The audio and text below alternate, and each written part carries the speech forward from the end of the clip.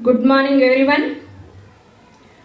ఈరోజు 75వ రాజ్యాంగ దినోత్సవం సందర్భముగా రాజ్యాంగ దినోత్సవము అంటే ఏమిటి, రాజ్యాంగం యొక్క చరిత్రను, రాజ్యాంగ దినోత్సవం యొక్క ప్రాముఖ్యతను, రాజ్యాంగం యొక్క రచన, రాజ్యాంగంలో ఏమున్నది, రాజ్యాంగం వల్ల ప్రజలకు ఉపయోగం ఏమిటి అనే విషయాలను తెలుసుకుందాం.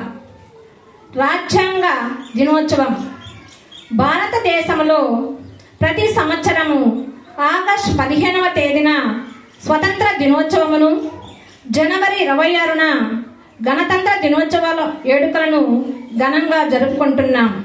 అదేవిధంగా నవంబర్ 26వ తేదీన రాజ్యాంగ దినోత్సవాన్ని కూడా జరుపుకుంటున్నాం. ఎందుకంటే 1949 నవంబర్ 26వ తేదీన రాజ్యాంగ పరిషత్తు రాజ్యాంగాన్ని ఆమోదించింది. అయితే 1950 జనవరి 26వ తేదీన రాజ్యాంగం అమల్లోకి వచ్చినది.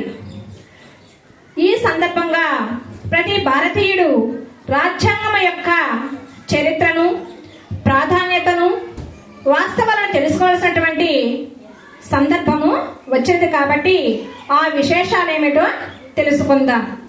రాజ్యాంగ చరిత్ర దేశాన్ని ఒక తాటిపై నడిపించేటువంటి రాజ్యాంగం పుట్టినరోజైన నవంబర్ 26వ తేదీన రాజ్యాంగం దినోత్సవం గుర్తుపెట్టుకోవాలనే విషయంతో మన భారత ప్రభుత్వము 2015 సంవత్సరము 125 అంబేద్కర్ జయంతి సందర్భముగా రాజ్యాంగ దినోత్సవాన్ని జరుపుకుంటున్నాం. అదేవిధంగా రాజ్యాంగం యొక్క ప్రాముఖ్యతను తెలుసుకుందాం. రాజ్యాంగంలో డాక్టర్ బిఆర్ అంబేద్కర్ ఒక ప్రసిద్ధ సామాజిక సంస్కర్త, రాజకీయవేత్త, న్యాయవాది, భారత రాజ్యాంగ పితామహుడు. అంతేకాకుండా 1947 ఆగస్టు 29న ముసాయిదా కమిటీ చైర్మన్గా నియమితులయ్యారు. మరియు రాజ్యాంగాన్ని నిర్మించినటువంటి వ్యక్తి కూడా ఆయన. రాజ్యాంగం యొక్క రచన, రాజ్యాంగ రచనకు ఎన్నికైన రాజ్యాంగ పరిషత్ వివిధ అంశాలను పరిశీలనకు 22 కమిటీలను, 7 ఉప కమిటీలను నియమించింది. అయితే ఈ కమిటీలో అత్యంత ప్రాముఖ్యమైనటువంటి కమిటీ ముసాయిదా కమిటీ. ఇది 1947 ఆగస్టు 29వ తేదీన డాక్టర్ అంబేద్కర్ అధ్యక్షతన 6 సభ్యులతో నియమించడం జరిగింది. అయితే ఈ సమావేశంలో 11 సార్లు సమావేశము జరిగినది. రాజ్యాంగం ముసాయిదా తయారీకి డాక్టర్ అంబేద్కర్ స్వయంగా 60 దేశాల రాజ్యాంగాలను చదివి మొత్తంగా 2 సంవత్సరాల 11 నెలల 18 రోజులు కష్టపడి సుదీర్ఘ మేధోమథనంతో మదించి తరువాత ముసాయిదా తయారీకి హిందీ, ఇంగ్లీషు భాషల్లో ముద్రించడము జరిగింది. ఆ విధంగా మన రాజ్యాంగాన్ని తరువాత ప్రేమ్ బిహారీ వాజ్పేయి నారాయణ్ రాశారు. ఇది ఇటాలియన్ శైలిలో రాయబడి ఉంది. అంతేకాకుండా శాంతినికేతన్ కళాకారుల చేత ప్రతి పేజీని అలంకరించడము జరిగింది.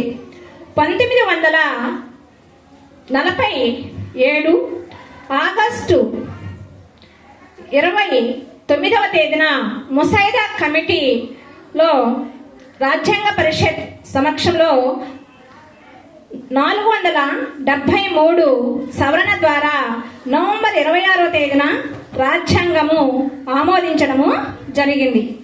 రాజ్యాంగంలో ఏముంది? రాజ్యాంగంలో ప్రధానంగా 25 భాగాలు ఉన్నవి.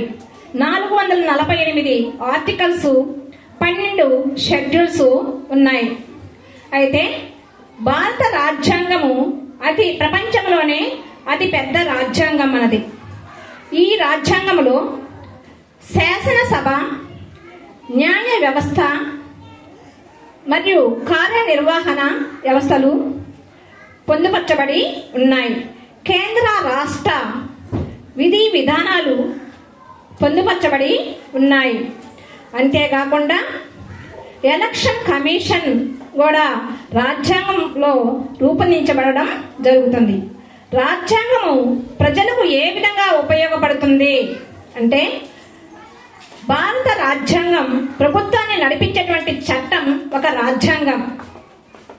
ఈ రాజ్యాంగంలో మొదట ప్రావేశికతో ప్రవేశించినప్పటికీ తర్వాత ప్రాథమిక హక్కులు, ప్రాథమిక విధులు, ఆదేశ సూత్రాలు ప్రవేశించడము జరిగింది.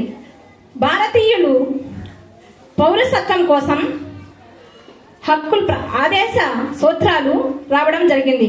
వెనుకబడినటువంటి వర్గాల వరకు రిజర్వేషన్లు కల్పించడం, ప్రజా సంక్షేమం కొరకు ఆదేశ సూత్రాలు అమల్లోకి వచ్చాయి. అయితే స్వతంత్ర అనంతరము భారత పౌరులందరూ స్వేచ్ఛ, సమానత్వం, సౌభ్రాతృత్వం కలిగి ఉండడం అనేది రాజ్యాంగం బట్టి జరుగుతుంది. అదేవిధంగా భారతదేశంలో ఉన్నటువంటి సర్వసత్తా ప్రజాస్వామ్య గణతంత్ర లౌకిక రాజ్యంగా భారతదేశాన్ని మనము పిలవడము జరుగుతుంది. ఈ విధంగా ప్రభుత్వం యొక్క విధి విధానాలు నడిపించేది రాజ్యాంగం కాబట్టి ప్రభుత్వం అనేది శరీరం అయితే రాజ్యాంగం అనేది ఆత్మ లాంటిది. ప్రతి ప్రభుత్వానికి దశ నిర్దేశాన్ని నిర్ణయించేది రాజ్యాంగం. కాబట్టి రాజ్యాంగము మనము అనుసరిస్తూ రాజ్యాంగ దినోత్సవం సందర్భంగా కొన్ని విషయాలను మనము తెలుసుకొని మన హక్కులను మనము కాపాడుకోవడానికి ఎంతో ఉపయోగపడుతుంది. కాబట్టి ప్రజల్లో ఈ రాజ్యాంగం యొక్క అవగాహన కల్పించడం ఉద్దేశంతో మనం ఈరోజు రాజ్యాంగ దినోత్సవాన్ని జరుపుకుంటున్నాం. జై హింద్, జై భారత్.